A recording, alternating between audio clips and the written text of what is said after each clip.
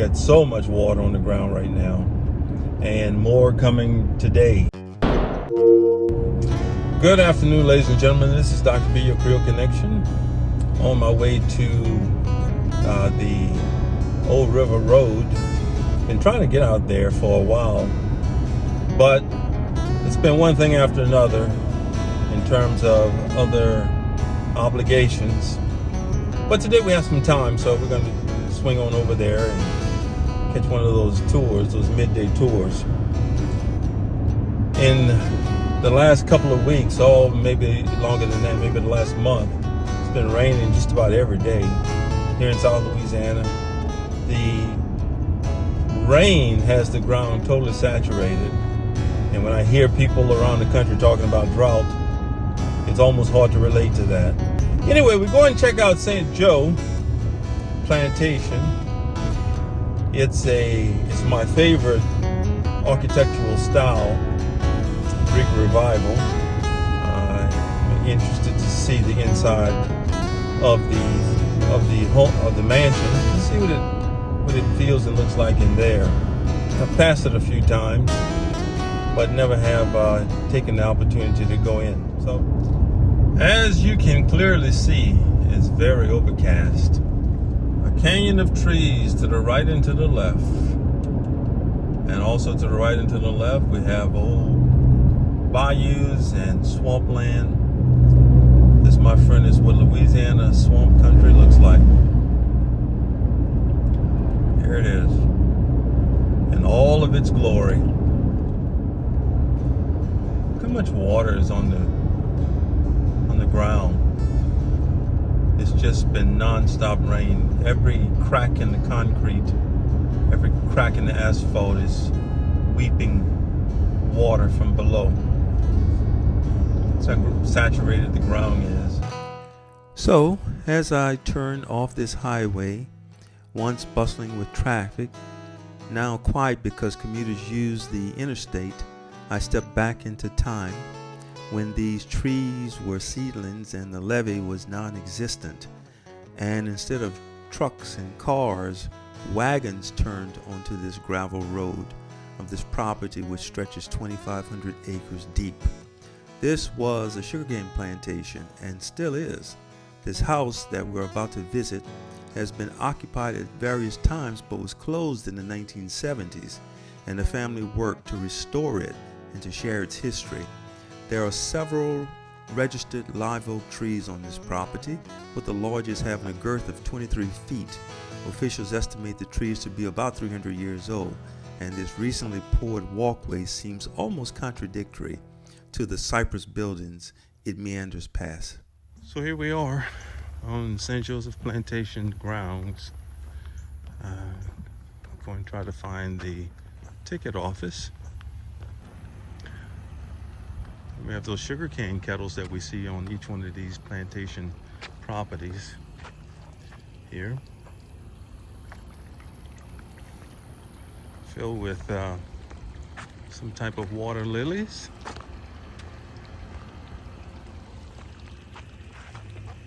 That's an interesting shot. Look at that oak tree. My goodness. Let's go get the ticket. 1855, he purchased this home for his daughter as a wedding present. So this massive home, and they would have started expanding it, which is when the downstairs and that stairwell would have been put in.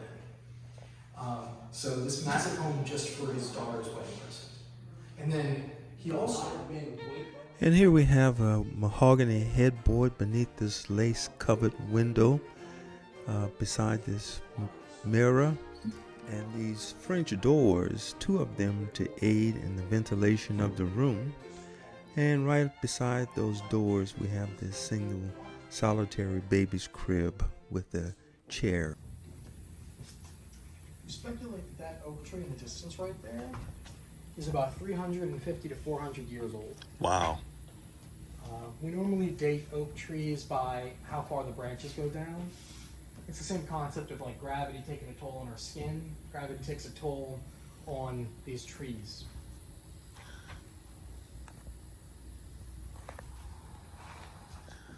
I took a snapshot of this scene here as I thought of the countless number of people who have stood on that balcony and watched the river and the river traffic.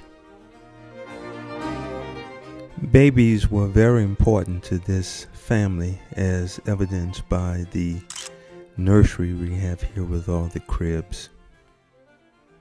Then we moved into this storage area, which was very interesting because in it was some sewing equipment and this sewing machine, which just about every child found in his grandmother's house at the turn of the 19th century. We don't have exact records on how this home would have been set up.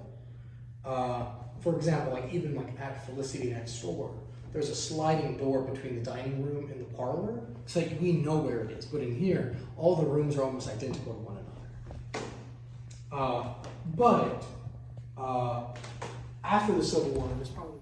Well, after the tour of the home, we found ourselves on the back porch with all these magnificent shutters and this wall, this bare wall, which showed the brick and the underlay of the walls in the home. This I found to be very fascinating, and these steps leading up to a attic, and this hole in the roof just begs the curious to come up. And then we walk down the other way and we see this hole in the floor. Looks like the beginning of a A&E movie. So we just concluded the tour of St. Joe Plantation home. And as I mentioned on my way here, the plantation has a Greek revival architecture, but I learned that that's not how it started. It was more a French Acadian that was kind of morphed into the Greek revival. What we're looking at here is cast iron foliage and fern around this almost 300-year-old oak tree. And what is that for a wheelbarrow? And so this cast iron is called cast iron because it has about the durability of cast iron. As we go around the corner here and step up on this walkway, we're standing now in front of what we found out to be a schoolroom. And we can see desk as we enter through over the threshold. And we move around this little room and we can see the angles of these studs. And it reminds us of the sacred geometry that was probably taught here. And here a desk and maybe the remains of some type of heater. I'm not sure. But obviously education was important, but not for the enslaved. This would only have been for the children of this particular plantation. Just interesting how this little building has weathered. You can look up front, up top, and you can see a lot of holes in the roof, and that's evidenced by the stains on the cypress boards beneath it. So this is life in the 1850s, 60s, 70s, and 80s and on. This is an antebellum home, and some of the additions were right after the Civil War. We're walking up to the kitchen. It's always in close proximity to the house. And we see an ironing board, literally an ironing board made of cypress wood with the remains of some type of iron. An iron stove, pots and pans and kettles. Look at this, a butcher's block. Boy, that's seen somewhere. That's an amazing piece of equipment. And again, a table with grinders and pots and pans. kettles, a scale. And as we gaze upward, we begin to see some of these ceiling joists. And it's only, you can only imagine what used to hang from those. I'm sure racks of pots and pans and spices and herbs that were hung to dry. So I understand that these shutters were part of the original construction and that they were designed and built by the enslaved labor that lived here. Walking out, we're going to walk around to the front of the property. And the residents of this property had their roots in Catholicism, so there was a lot of iconic statues and so forth. And this is the downstairs area, this porch. And as we walk through this breezeway, we are on the first floor, and this tiny little walkway here is about all there is that leads out to the levee. Well, we're going to turn around, and we are about 100 feet from the home. I'm going to get back a little more and take a thumbnail here.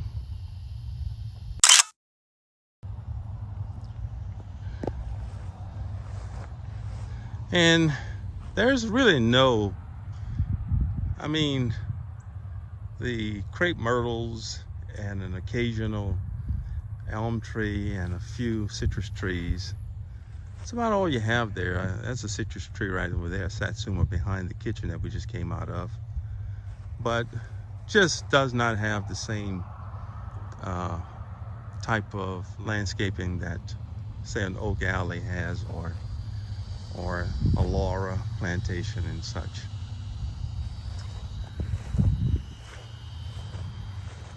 So we're walking back to now at, I don't know if you didn't check out my video on the Whitney, when we were making our approach to the Whitney property, we saw the trees formed a canopy over the herringbone pathway leading from the levee to the property, and it was beautiful. This, not so much. I mean, it's very historical and it's very interesting, but you can tell that the same horticultural excellence that you see in some of the other surrounding properties, you just don't have that here. Even the roof, the roof is tin, but a lot of the surrounding properties have the cypress shingles, which are the most authentic, seem to have such a great curbside appeal. All right, I'm gonna turn around, and again we're looking back at the levee, and this property actually is very, very close to the levee, more so than most of the properties on this river road. Only in, what is that, maybe 400 feet to the top of the levee, so that's pretty close. My goodness, these lights look familiar. I got something like this on my patio at my house. Got mine from Walmart. I wonder where these came from. Okay, so again, this little brick pathway, which I really like this. It just seems to be more original than some of the other pathways or walkways that I've seen. From what I understand, there are people who actually live in some of these houses right across the way here that's being worked on. Some of the family of the current owner of this property. Now here we are from the back, which this to me is a more interesting shot than the front, because you can see the back porch and the double stairway leading up to the rear entrance. Trying to see what this is. Not sure. Maybe an old abandoned well, it seems to be. Cypress that has a beautiful patina on it. Weathered, old, ancient. That's interesting, this ventilation system going around the top of it. And in here, maybe a chicken coop of some sort, or the remains of a chicken coop. Let's walk in. I don't want to open that and some very well camouflaged critter pops out. Let's just leave things closed. This is interesting. It's like some type of potato vine. Not sure what that, I think that's sweet potato vine. A variation of it. Overwhelming this lowly tree here. I should have asked the tour guide what this bell was all about. I wish I would have seen it earlier. I would have asked the tour guide. I know in some of these properties they have different alarms for fog and, you know, changing positions in the fields and so forth. This doesn't, I don't know if it even has a clapper. My goodness, it's heavy. Let's see. Yes, it does. It has a clapper. So. Oh. Nice. I'm not sure what I don't know what signal I just sent, but somebody's ears just perked up somewhere. And here we are approaching the remains of a sugar mill. Remember, this is a sugarcane plantation, and the sugarcane was cut in the fields and brought to a location to clean and cook. And maybe this is where some of those kettles that we saw earlier was strategically located around this particular facility to process the sugarcane that had been harvested in the field. These shacks are about the same size as one of the enslaved cabins. Just one large room. Although the cabins generally had a porch. And we're not going to have a chance to get over there to see the cabins today. But this will give you some idea approximately of the size of them, of the cabins. Oh my goodness. Now this is what I want to see. This was obviously an iron workshop. I can't begin to tell you how vivid the patina of these walls look. This is just amazing how Cypress weathers. It all becomes just a unique canvas that nature just etches on over the course of time. It's amazing. Look at this vise, this bench vise. Of all the exhibits here, I found this anvil to be one of the most fascinating. I mean, this piece of ancient iron caught my interest. You can buy these things these days for $500 or $600, but to have this one would be, I think, fascinating. You can bend a railroad track with this. And as I look against the wall, I begin to see some of the tools, blacksmith tools that are used, like shapers and flatters and chisels and hammers. Just like this shaper right here. I mean, that's just pure iron, and the way it's been weathered just increased the beauty to me of the tool. And we look a little further, we see a chisel here. This is nice. This is actually a passion of mine to learn how to use some of these tools and to create from these tools, using these tools hinges and brackets. With this engine of some sort, obviously, or pump. Those gears. I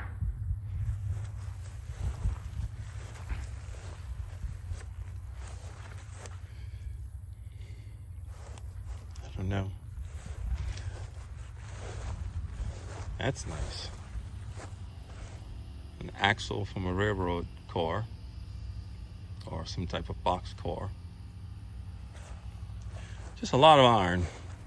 You know, our forefathers, they understood the beauty and the durability of iron and cypress, and we just don't see that kind of stuff anymore. Let's just walk over here and see what these people are doing on the work. And people just working on this property here, restoring it in some way. This is actually a residence, someone's residence. So we're gonna leave these workers be about what they're doing and just keep on moving. So as I walk back to my rig,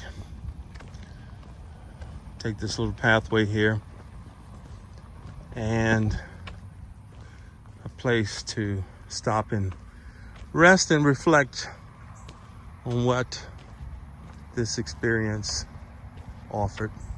Here, this is a holding station of some sort. People coming and going when we're waiting for a ride here. A primitive bus station, if you will.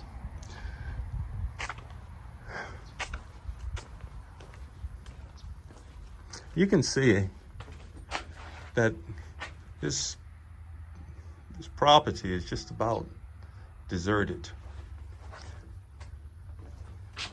Just the way I like it. Word of warning.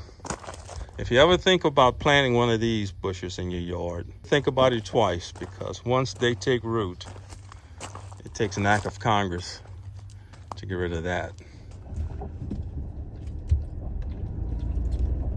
Okay, so we take this winding gravel road out back to the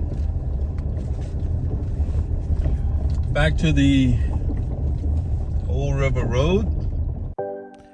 So that was a very interesting little tour we took of St. Joseph Plantation. Very peaceful in these troublesome times. It's always good to reflect as you walk around the property and just think about things. It's a good place for a cathartic experience, where if you have a lot going on and you just want to relieve your mind of burdensome heaviness, walking around these properties on a quiet weekday can help you do just that. This was a place that seems particularly adaptable to a modern day family. The property is totally livable by current measures. And as you can see, the sky is about to open up again. It's like clockwork these days as we experience these daily downpours. If I had to summarize St. Joseph in a word or a phrase, I would say plain and ordinary. You know, it's not the lavish, opulent estate that you see in a Nottoway or an Oak Alley. Those properties are extravagant. This was more like a working man's house. From the floor plan to the dust on the floor, it actually looks like a family lives in the house every day. That's the kind of vibe it gave off. Well, this is Dr. B. I am your Creole Connection. And we're just reflecting on the few hours I just spent over at St. Joseph Plantation out on the River Road. Don't forget to like and subscribe, and we'll see you in the next video.